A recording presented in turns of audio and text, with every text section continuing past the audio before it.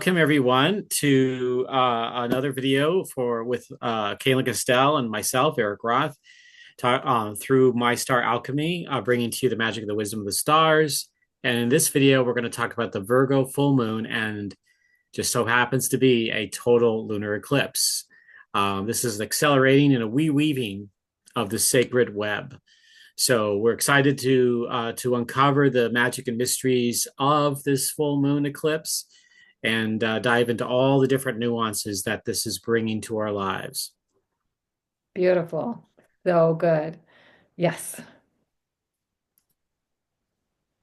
Uh, Kaylin? yes. Uh, here's an image because uh, the Virgo energies, and actually the Pisces energies too, can be very much connected. Pisces with dreaming and Virgo with weaving. So you put the two together, you get dream weaving. And so this is what Google has to say about dream weaving. It refers to the metaphorical act of shaping one's desires, hopes, and imagination into reality, often used to describe the process of actively creating a desired future by visualizing it and taking steps towards achieving it, essentially weaving together the elements of a dream to bring it to life. So that's our opportunity in this total lunar eclipse full moon. And because a total lunar eclipse accelerates anything that we're holding in intention, because we go from a full moon to a new moon back to a full moon in just a few hours. So we're accelerating the experience of how we see the moon over a month into a few hours. And so that means that we're accelerating our intentions as well at whatever we're holding in consciousness or holding in intention at that time. Yeah, well said. And I just, anytime I think of dream weaving, I think of the song Dreamweaver as that. And especially, and then that brings me into thinking about Pisces. And of course, the act of weaving, absolutely Virgo too. Yeah. Thank you. That's fantastic. This is a way we can tune into this strong eclipse energy that's coming up in a few weeks. Yeah, and if you use that image, you can kind of meditate on it to see, Mm, imagine what you might be weaving into your reality. So right, right, we're exactly. all dream weavers, right? We are. All right. So here is where our eclipse is going to be, and where the Earth's shadow will be covering the moon. Kaylin, do you want to talk about this? Sure. So the red, because often it's a blood moon when the moon is completely covered by the Earth's shadow at the during an eclipse. So it doesn't start out that way. It's like it doesn't look like a blood moon until it gets to the totality. But here it is located uh, in a spot that is very close to the tail of the line. We're going to look at that a little bit more in a moment, and the head of the priestess, and just so you can get a sense of where it was. And you might remember the last video we did on the Leo full moon was just before you get to Regulus, where the full moon was happening. And then it passed Regulus not long after that. So you can see where this full moon is taking place a month later is in a different part of the sky. Yeah, it's come full circle in a month and past Regulus, and then here we are into the eclipse season. Yeah, something that because it takes 27.3 days for it to come back to where it was at the last full moon. And then another couple of days or two, almost 2.5 days for it to get to the next full phase. So that's why they don't happen in the same place in the sky because it takes longer for it to get to the full phase again, 29.5 days, than to return to a specific star in the sky. 27 point. Right. Yeah. Yeah, it's one of the wonderful ways that one can use the celestial magic of the moon to work with the moon ceremonially. If you're looking to connect that with certain stars or in particular phases and a sign and so forth, this is we just did a little. Caitlin just gave a little information about that right there. Yeah, and then how the moon will pass a certain star 13 times a year, but there are not always 13 full moons in a year because it takes 29 and a half days. And so most years it's not 13 full moons in a year, but occasionally it is, probably every third year or so. Yeah, yeah. All So here we right. So have, here's the oh, go go ahead. ahead. So here's the chart of the full moon eclipse at 2356 Virgo. And of course, the moon is exactly opposite on the other side of the sky at 2356 Pisces. And just some notes to look at here. There is a trine between Saturn and Mars. Saturn is only about a degree and a half from the sun and from the opposition to the moon. And then it's about looks like 3.5 degrees or so in from an exact trine as we get into this energy of the full moon. So this is just one of the multiple things that are going on in the month of March that are really really powerful. And so this is I think Saturn and Mars's energy during this time. Of course, as Saturn trines Mars and conjuncts the Sun, Mars will is sextiling the moon. It just kind of a little bit. It's just about a 5 degrees, so still within the orb of the sextile. And so Saturn and Mars are bringing in some different energies into this arena of the full moon eclipse. Yeah, and of course it's the Virgo mysteries that we focus on the full moon, that sign the moon is in eclipse. And so if we think about Virgo as being the spider woman who weaves the web of our reality, you can see that there's a new web being woven here in the spiral of the galaxy. It's kind of cool. So this is something that we can tune into during this full moon. Absolutely. So, Spider Woman weaves the web of creation. She's also thought of as grandmother spider. And this is an imagery that was connected with many indigenous cultures, especially Native American mythologies, Navajo, Acoma, Zuni, Cherokee, Choctaw. In Mesoamerica, she was the goddess of Teotihuacan. There's lots of pyramids at that site. So, so this has been a way of looking at these mysteries for eons of time. And in Navajo mythology, Spider Woman is credited for teaching them their exceptional weaving skills and honor her in Canyon de Chelly. And we're going to see that in just a moment. And she was considered a protector and helper of humans. She taught the Navajo how to weave and grow crops. And she also is said to have created the universe and everything in it through her weaving. So this is what we want to be focused on, because when we are weaving, dream weaving, we can create our universe and everything in it. So in the Akoma story, she's gave seeds to the people and taught them how to grow food. In Zuni stories, she helped the warrior twins destroy a monster so they didn't get destroyed. And in the Cherokee and Choctaw stories, she taught the people how to make pottery and brought them fire so that they could fire their pots, their pottery. Hopi stories, she created all living things, including humans. And Spider Woman is a symbol of creativity, balance, and harmony. And she's a helpful teacher, guide, and protector. So this is an imagery that we might want to work with as we celebrate or ceremonially celebrate this total lunar eclipse. Yeah, these are really beautiful stories, and one of the big images that I think of sometimes when I'm looking at the stars is Spider Woman weaving the constellations together, weaving the stars and the patterns that we see at night, and how that changes over time over a given solar year. And so this plays a role in a lot of this. And I think of the story of the myth of Ur and Plato's Republic, where the goddess Ananke, who is the great cosmic weaver, is and has the daughters of fate, where the souls come in and they choose their lots and then some are given to them.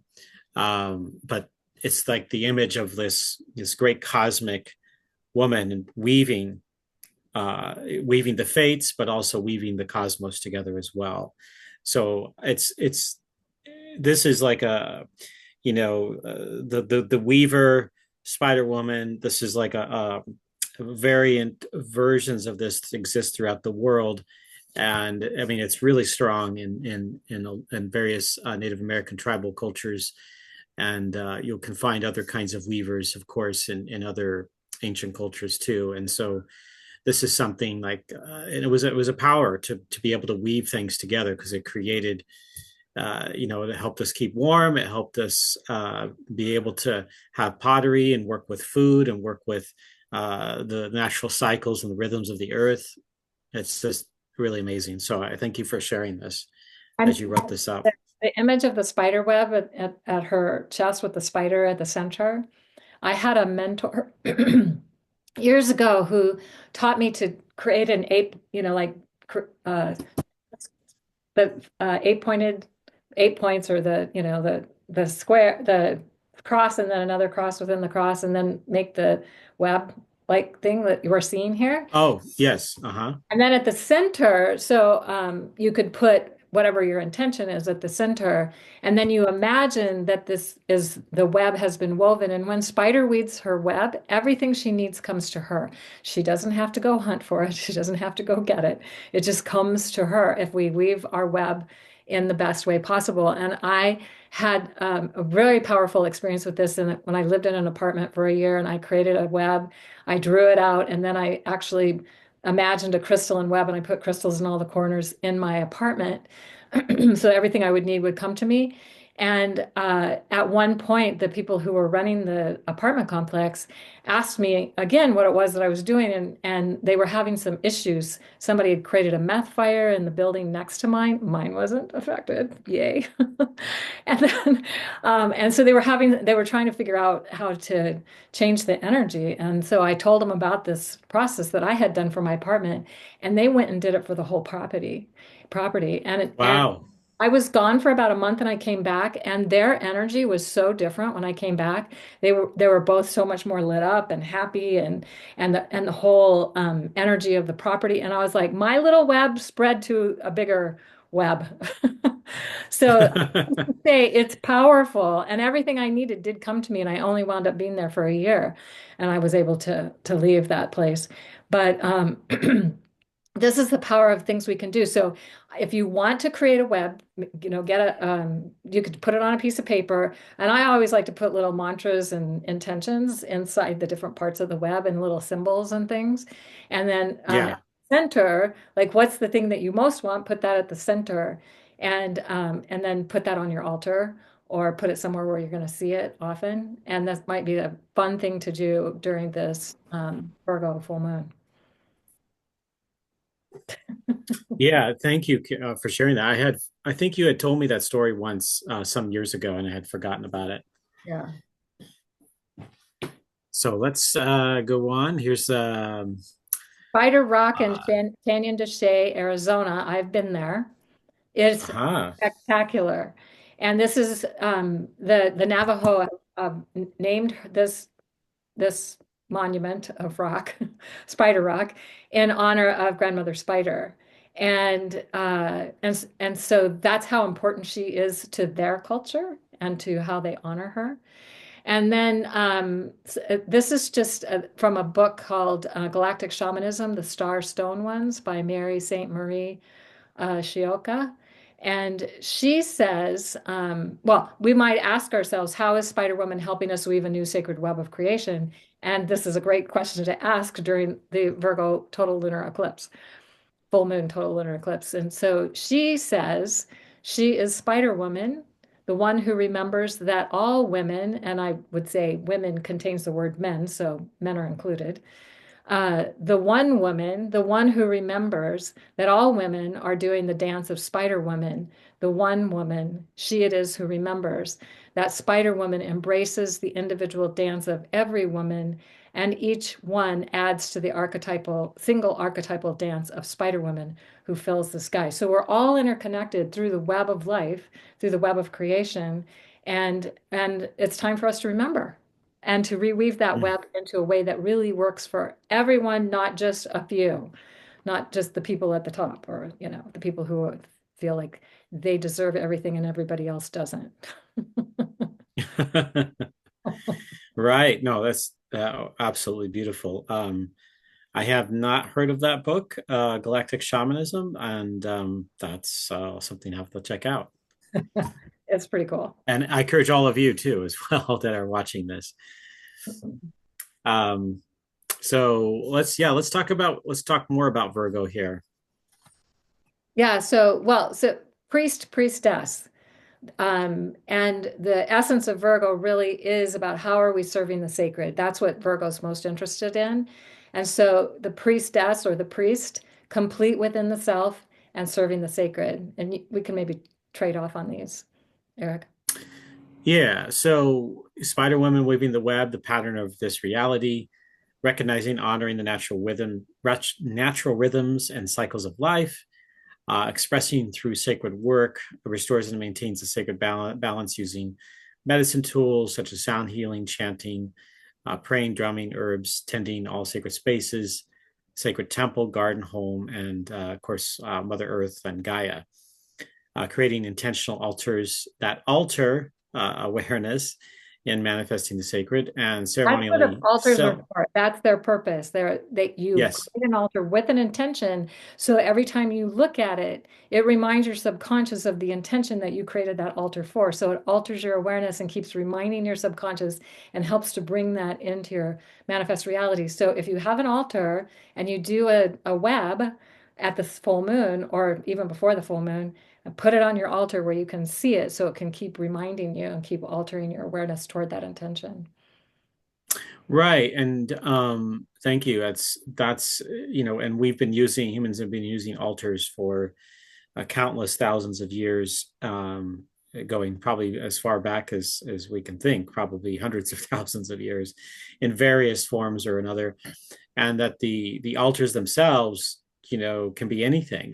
There's so many different ways you can either create an altar or just simply be in a natural altar space, like a garden or a grove or a canyon or under the stars. You were under the star altar, if you will. I love this. And Um, here's something else you can do. If you have a place where you have dirt, you can draw a spider web on in the dirt as an altar or as a sacred ceremonial offering to this time with your intention. Because yes.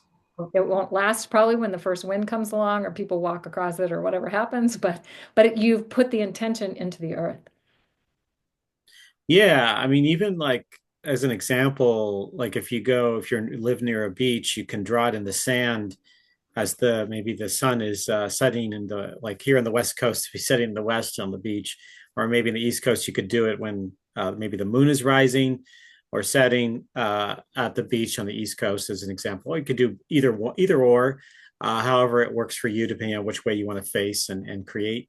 But it's a beautiful way of tuning into the sacred rhythms and patterns of the sky and the earth and the moon, the sun, and bring them down, manifesting down into our third dimensional reality and within ourselves, and that can alter our experience.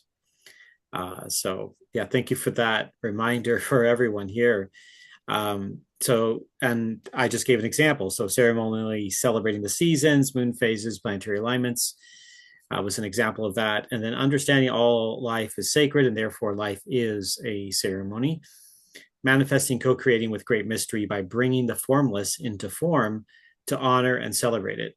So there is a certain thing of like when I think of Virgo, it is kind of spirit into manifesting into matter, but it's also bringing it into some kind of call it order of some sort, where it's taking the what initially might be felt as chaos all around us and seeing the rhythms and patterns of that chaos and seeing an order in the works of it all, and that it grows and bends and flexes and can be precise at times, and other times, wildly different dynamic.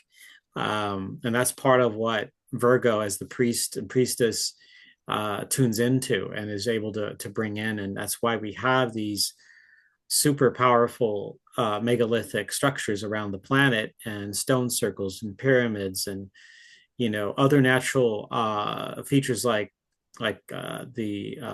the rock at Canyon de Chelly, Spider Rock. I mean, these things are powerful ways for us to be able to tune in and tune into the magic of the sky and the earth together. Which is what Virgo's all about, really loves to do that. The Yes, natural rhythms of how things are working. And if anything's out of that rhythm, then how do we bring it back into that rhythm? That's what Virgo, that's what the priest and priestess, that's their job. Is like if somehow it gets out of that sacred alignment, then how do we bring it back in to that sacred alignment? exactly. Yep. So here's the eclipse information, the moonrise, moonset. We're starting to kind of get into this. And Kaylin, did you want to cover this? Well, so for a lot of people in the US, the moonrise on the 13th will be prior to the eclipse uh, starting, because it's going to start ahead of the actual totality. It'll start a couple hours ahead. So being able to see the moon rise, and then also recognizing here that the sun is setting at 6:31 p.m. on the 14th. Actually, at 6:30 p.m. on the 13th and 6:31 on the 14th. And then the moon is rising at 6:14 p.m. on the 13th, and then 7:09. It's always a good 20 to 40 minutes later that the moon rises, sometimes as much as an hour later that the moon rises the next day. And you can see that here. So if you want to go and find out what time it's rising in your neck of the woods or part of the world, there'll be a link in the show notes that you can go and do that. And uh, the thing is that if you have a mountain where the moon is going to be rising from, it might rise later. This is all based on like a low horizon line. So the sun might set earlier if you have mountains in the west. So these are just approximate times. It's not the actual necessarily the actual times. Right, right. And so, yeah, you have to go and look up your time. The times that are listed here are Pacific Daylight Time, because the except for Arizona, Hawaii, everybody's bumped 1 hour ahead on Ninth, uh, ninth of the March. ninth, the Mhm. morning of the ninth. This never ending situation that we can't seem to get out of here in United States for some reason. No matter what movements and laws they pass in the states, it just seems like we're still messing with our clocks, which is also does damage to our circadian rhythms. Um, so I'm a huge proponent of getting rid of and having standard time. Right. That would be my preference, Yeah. or just secondarily having no time changes and being on daylight time. All the That would time. be my second preference. But for Yeah, you, put your Kaylin, you second don't have to choice. worry about Yeah. any of that being in Arizona. I've lived in Arizona for 46 years. I love that I haven't had to deal with daylight time, other than everybody, I have to deal with everybody else dealing with it. Yes, yes. When I go places or like when I'm like, okay, so some of the year we're an hour apart, some of the year we're the same time, some of the year, depending on who's where and what time zones, and it's just crazy. Yeah, yeah, absolutely. And yeah, you actually list the website timeanddate.com. Yeah. That's a great, just a real nice, clean website that you can go to look up time zone differences, determine when the eclipses happen, where they take place, and look at like a number of days in between dates. And you can do all kinds of things that with timeanddate.com is really useful. You can put in your location and it'll tell you for your location, which is awesome. Also. Yes, absolutely. All right. So, and then here's the eclipse times, the actual eclipse. You could see on the upper right, corner where the maximum eclipse takes place in the Americas, but you can see a partial eclipse or part of it anyway in Africa, Europe, part of Asia, and Australia as well, and Greenland. So the penumbral eclipse begins. It's like the shadow of the shadow, and you could start seeing kind of a faint shadow pass over the moon. That is 3:57 03:57 Universal Time and 8:57 p.m. Tucson time, and then So, it and it different days, continues at and because on March 14th, it's three or almost 4 o'clock in the morning when it starts. But yeah. and Pacific time, Tucson time is going to be the same as Pacific time, so it starts at 8:57 p.m. But you can go and get all these times for your location with the link that we're going to put in the show notes for you. So, Yeah, so the maximum eclipse will be. This is one of the interesting things. I think it happens almost exactly at midnight in Pacific time and Arizona time. So when I typically list 13th and 14th because it's just right on the edge there. So people are gonna see a lot of the eclipse in the Pacific Coast time in Arizona prior to midnight, and then it'll carry over past midnight into the early, very in the middle of the night, 1 a.m. and so forth throughout. So it's a long period. So you can see it's from 3:57 Universal Time all the way to 10 a.m. Universal Time. So that is 6 hours yeah. of time. So it's a long process of the shadow of the Earth covering the moon, and then eventually the moon leaves the Earth's shadow from there. If you get a And so chance to that see it, highly recommended. Yes, it's in the middle of the night, but this is going to be the last eclipse over the US in a long total lunar eclipse in a long time. So, uh, if you set an alarm, get yourself up, go check it out, be ready to like hang out with it's kind of fun to watch as the moon crosses, or the Earth's shadow crosses the face of the moon, and comes to totality. And just with that could be the ceremony. You don't have to do more than that. You can just be with it. And it's pretty powerful. it is, and the coloration that appears on the moon is largely due to the combination of all the sunsets and sunrises that are taking place on the Earth. So you're seeing this reddish brownish, a little orangish, and these colors can vary, depending on cloud cover on the planet and time of year and so forth.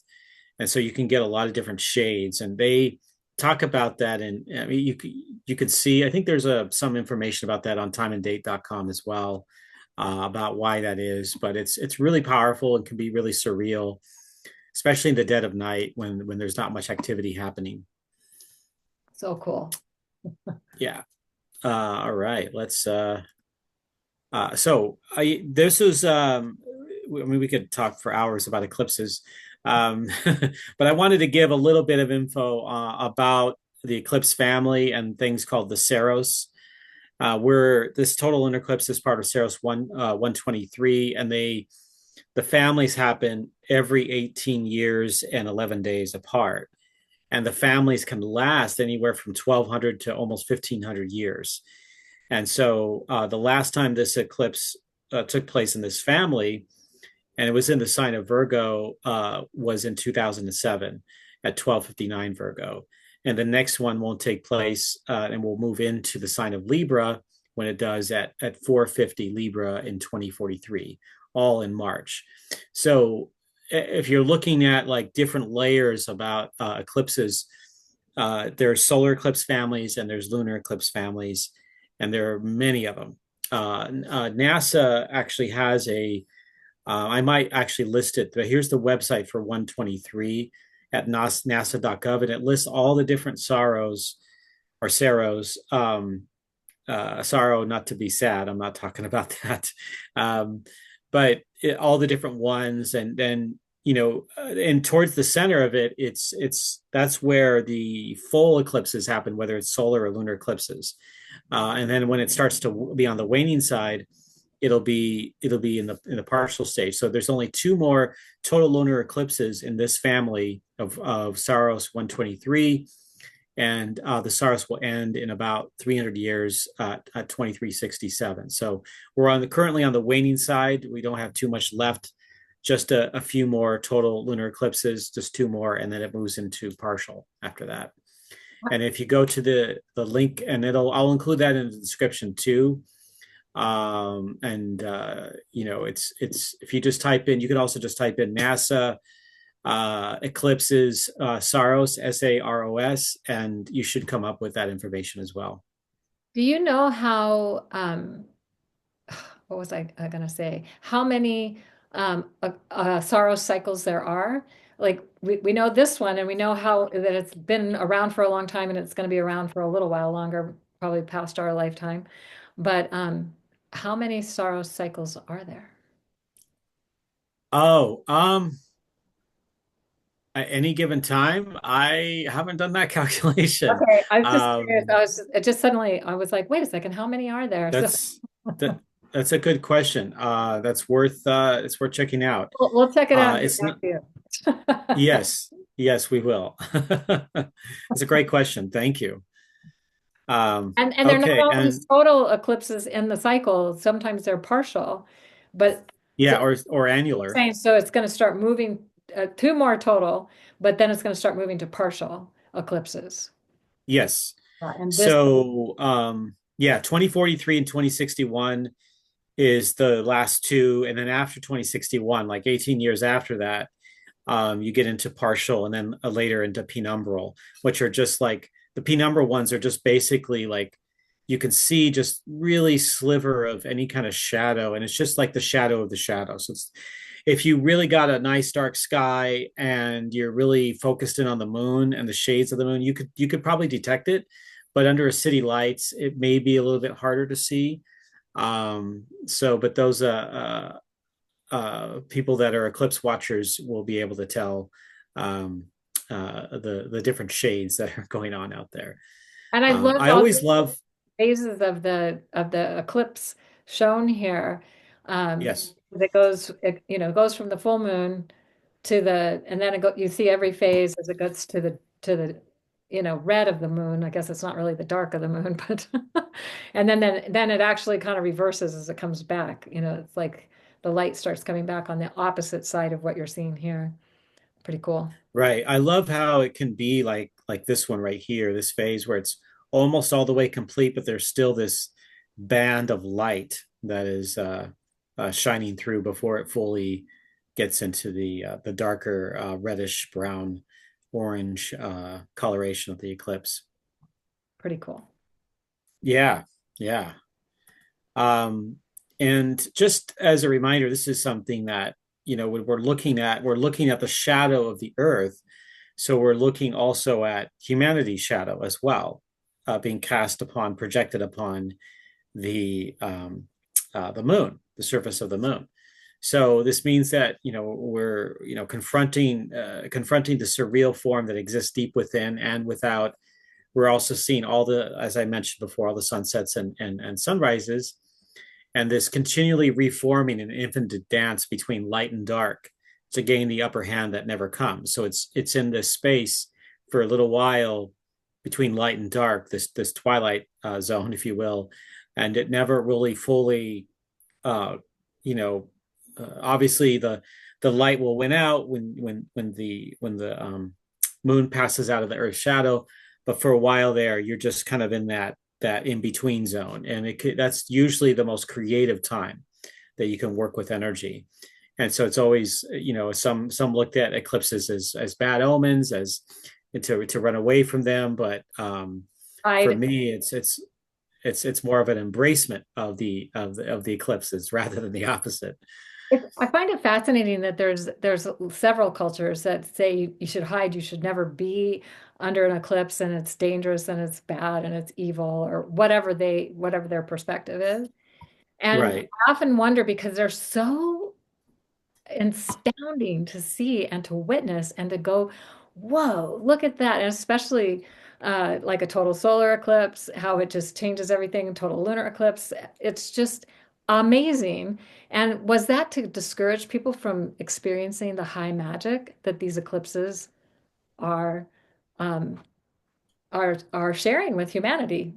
I don't know. I don't know. It just feels like there's something, there was like some other agenda that was connected to that, and it didn't ha doesn't really have to do with the energy of the eclipse. It's just that it was a way to scare people.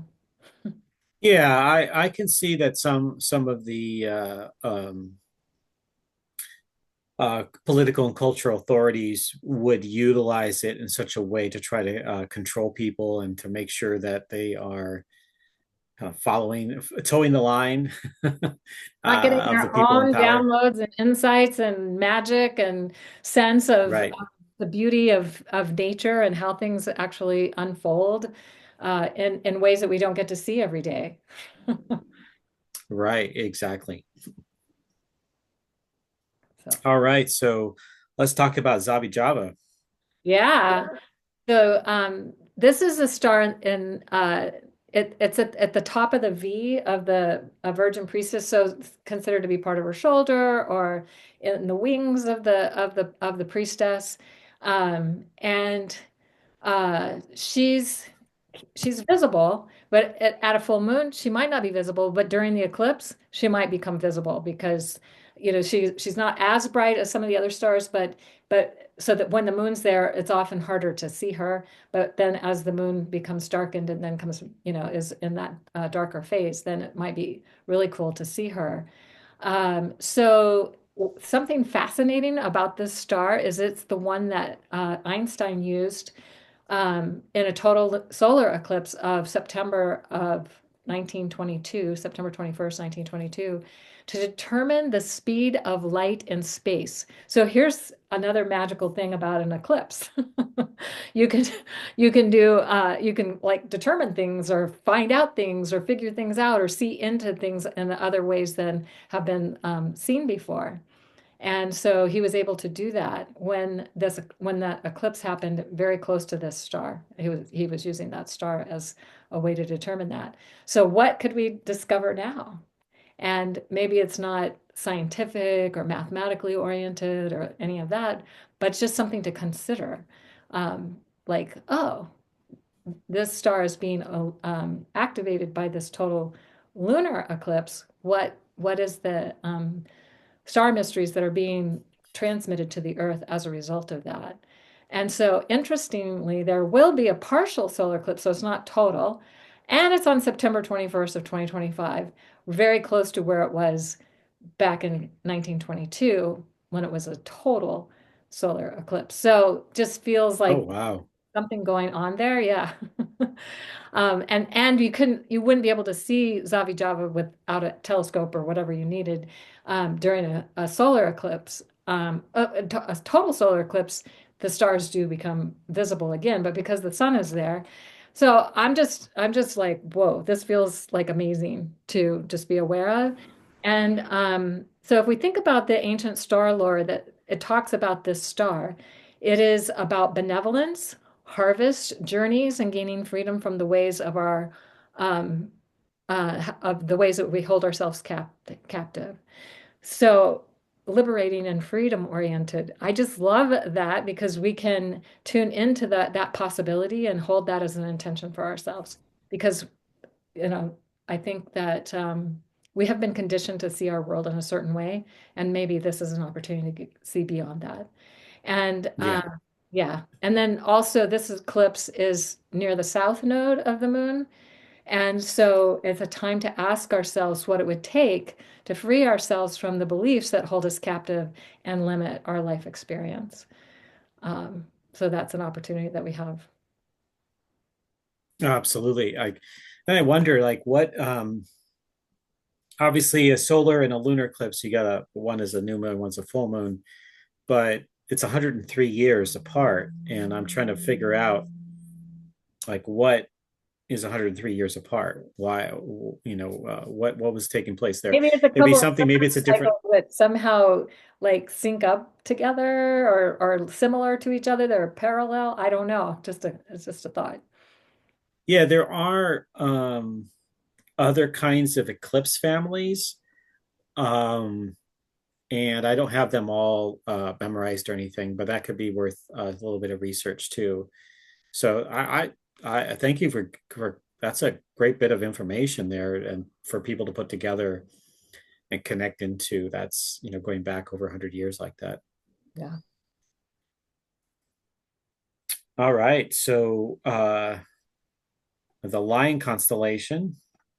So this is it's actually the moon is actually more aligned with the star Denebola, the tail of the lion, because the moon will be at 23:58 Virgo at when it's full, and the nebula is 21:58 Virgo, so it's like 2 degrees difference.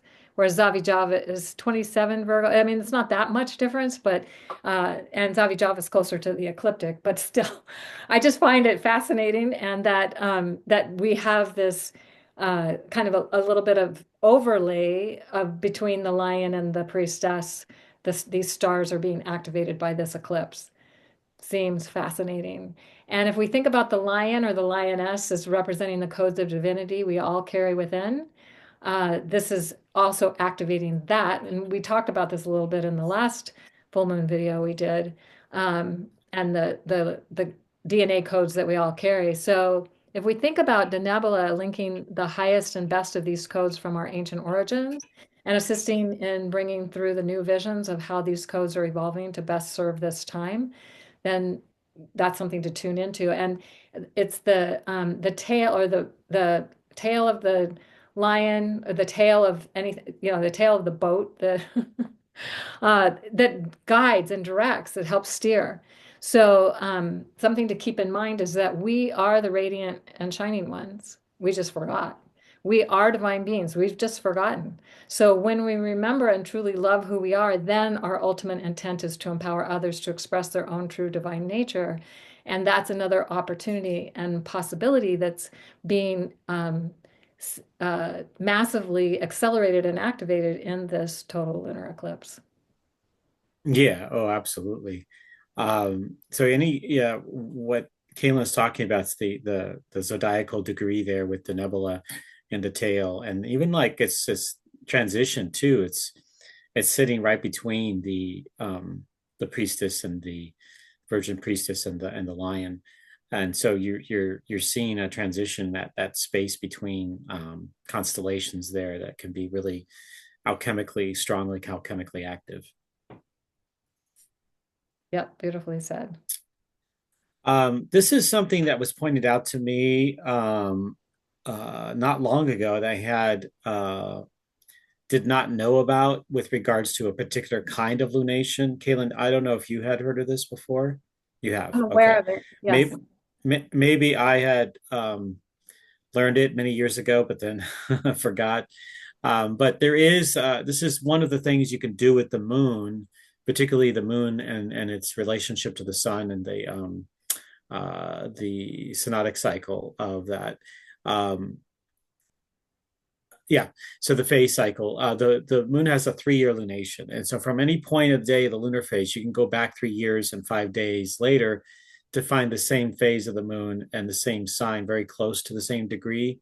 So the last time we had that 3 years ago goes back to 2022 on March 18th, and that it was not an eclipse, but it was at 2740 Virgo. So really only about, I don't know why I say 13-minute difference, but I think it's because it's, yeah, I guess it's a half a degree or three. It's 3 degrees. So that's an error on my part. It's close. So what I'm breaking into here with this conversation is that you can utilize this and even create a 3-year process for yourself if you wanted, whether it be a new moon or a full moon, you can do that. So the lunation can be helpful in seeing patterns in our own lives, but also in the global human community as well. So typically it's best to use new moon to like for starting something, but you can use the full moon for something that comes into its fruition, its fullness, because in between the a year and a half, which is the halfway point, you can get into that new moon between two full moons, and then between two new moons, you can get the full moon into that.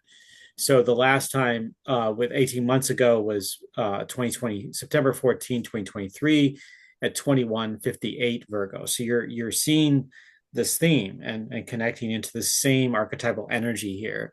So this is another way of connecting in and working with the lunar energy with in a way that's with ceremony and utilizing the altar to alter your own space as well. I love this because if you think about also every 19 years, the moon comes back to where it was 19 years earlier within a day or so. Yes. But this is a way to tune it because 19 years is a long time, so you could easily forget. But to work with a 3-year cycle, 3-year and 5-day cycle, to remind yourself and to stay connected into the intentions and to what you're so if you're into doing celebrations and ceremony and that sort of thing, it's a really powerful uh, thing to tune into these when the moon is back near where it was 3 years and 5 days earlier. Yeah, it's like so. Yeah, for 3 years, so you could see it's 5 days short of the quote 3 calendar years, but you just use that 5 day period to kind of tune into what was really going on. When was that? In this case, when was that Virgo full moon happened there in March? And you can tune into that and get that information. So I like what you said because yeah, 19 years might be a really long time to connect into that, but the 3 years definitely within more recent memory that you can more readily connect into for yourself. Keep your eye out. Yes, yes. Cool. Okay, let's talk about the So, out of bounds moon. so the out of bounds moon, the what's happening in March of 2025. So, in addition to the fact that this total lunar eclipse opens the eclipse portal or eclipse cauldron, which is what I like to call it, and that will complete with the partial solar eclipse on March 29th. And that partial eclipse, they call it partial, but the moon is covering 93% of the sun.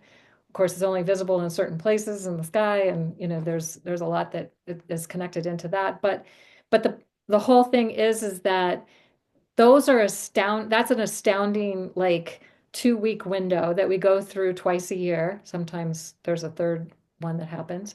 But what's also happening is that the moon in 2025, in March of 2025, is going to be in its most extreme out of bounds. Now, before I say what that means, I also just want to say there's so many things happening. We're going to probably talk a little bit more about in a moment in the month of March. And this is just another one that a lot of people aren't necessarily speaking into about how the last quarter moon on March 6th, the moon is out of bounds at 27, almost 28 degrees. And on March 7th, it's even more out of bounds at almost 29 degrees. It's 28.42, almost 29 degrees. And that's the Gemini. So it can only happen, the out of bounds moons can only happen in Gemini, Cancer, and Sagittarius, Capricorn. And then on March 22nd, also the day Venus happens to be conjunct the sun, which is a whole other story all in of itself. But the last quarter moon at 2 Capricorn is also extremely out of bounds. In fact, it's probably the most extreme either new moon, full moon, or quarter moon of the whole entire 19-year lunar standstill, and it's at 28.43. Um, and it's at an exact first quarter moon that it's happening. So that's also right in the middle of the eclipse window, like pretty much Yeah, right now. Yeah. I was like, whoa. And then it'll be also worth noting the full moons in July, June and July, but they're not going to be as extreme as this. And also the other thing about the quarter moons and why they're not really tracked with the out of bounds lunar standstill is because the first quarter moon rises up around noon. And so by the time it's dark, it's really pretty high in the sky. And the last quarter moon is rising up around midnight. And so, you have to be up late to see that, to be able to see it's more extreme rising. And I'm not a night person, so but but it's just interesting to notice that that's also happening. And the out of bounds moon is outside the boundaries of our everyday reality. So this is expanding our consciousness, and it begins before the full moon, a week before the full moon, and then there'll be another one a week after the full moon and before the solar eclipse. So pretty astounding. Yeah. Yeah, that's it's out of bounds, and we're going to talk a little bit here. I got some information here. It's these are very unusual moons, and when it's out of bounds, it's like outside the boundaries of the ordinary uh into the extraordinary in co-creation. So like a static world without the idea of exploring like new territories or or going beyond the borders is one that tends to insulate too strongly and potentially even decay more strongly over time. But a world that has the courage to bounce out of bounds is a world worthy of collective involution and evolution. So the lunar eclipse in Virgo resides between the out of bounds moon periods, acting as a sacred corridor of metamorphosis. I love that sacred corridor of metamorphosis. I think everybody needs to remember that. Yeah, it's absolutely, and it's when you're just in that one moment, sometimes it might be hard to follow and see, but in more of like a four-dimensional type of experience, you're seeing that over a period of several days or weeks, and then you can kind of see that whole situation take place as we looked at the different dates. In the early part of March, the end of the first week, and then you have the eclipse right in here, and then the week after you get the most extreme out of bounds moon right here. So that sacred quarter of metamorphosis. I didn't copy it from anywhere. It just kind of came through. Oh, that must be your highly intuitive Pisces nature coming through. There you go. Thank you. I love it. That's so good. All right. So more events to talk about. Yeah, so March 1st, this video is probably going up around that time, is the station retrograde of Venus. And that is just on its own totally amazing. And Mercury is also going to conjunct the North Node that day. And then it's going to conjunct Neptune the next day. And then it's going to enter Aries for the first of three conjunctions to the zero Aries point. And again, these eclipses are also on either side of the equinox, and the equinox is a powerful time. Ancient people knew this and why they tracked it, because the sun is rising due east and due west across the entire planet at the equinox, and especially the March equinox. It tends to lower the magnetosphere of the Earth. And so more light comes through from the sun. So we get more solar, like auroras and all kinds of things happening. And they saw it as a doorway into the knowing. The sun is a doorway into the knowing. So at the equinox, it was heightened. This is a heightened doorway. So amazing. Anyway, so and then of course we just talked about the out of bounds first quarter moon and it being even more out of bounds the following day. And then Mercury is going to conjunct Venus for the only time on March 11th, because they're both going retrograde around the same degree, but they only kind of Mercury doesn't go retrograde until the day of the eclipse, March 14th. So then they're both starting. They're moving. They don't come back together at the end. This retrograde, which is fascinating. And then Saturn will conjunct the Sun, or Sun will conjunct Saturn.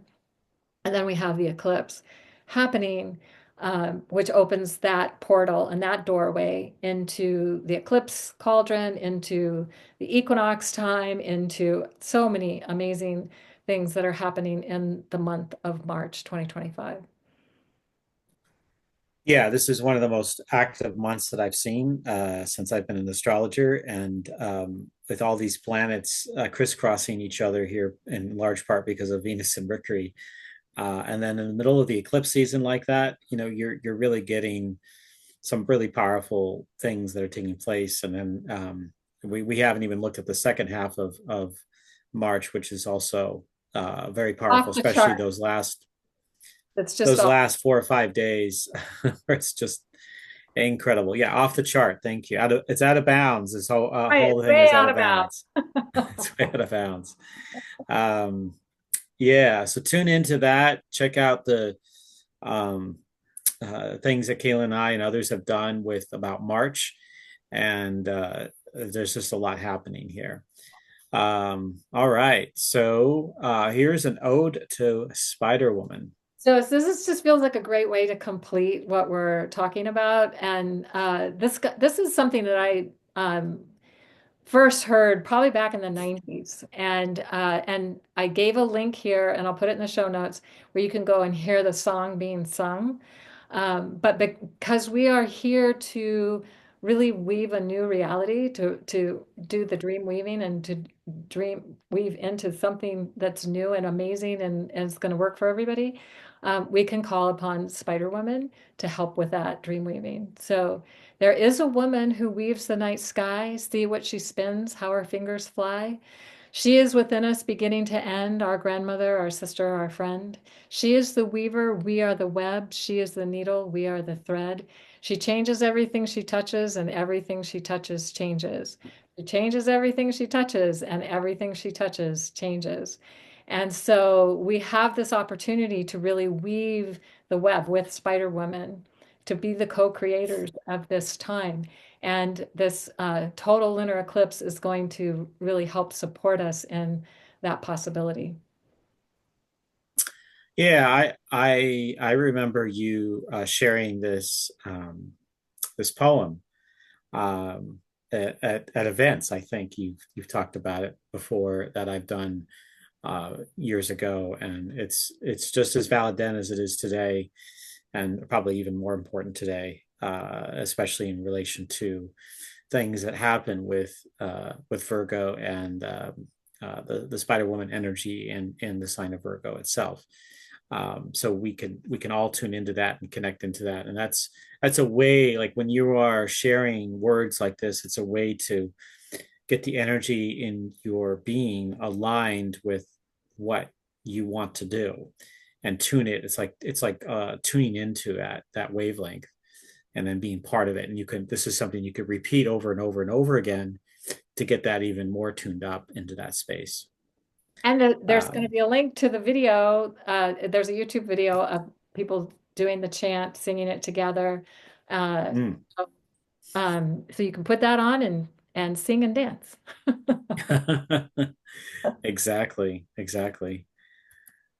Okay, that's all we've got here. Yeah.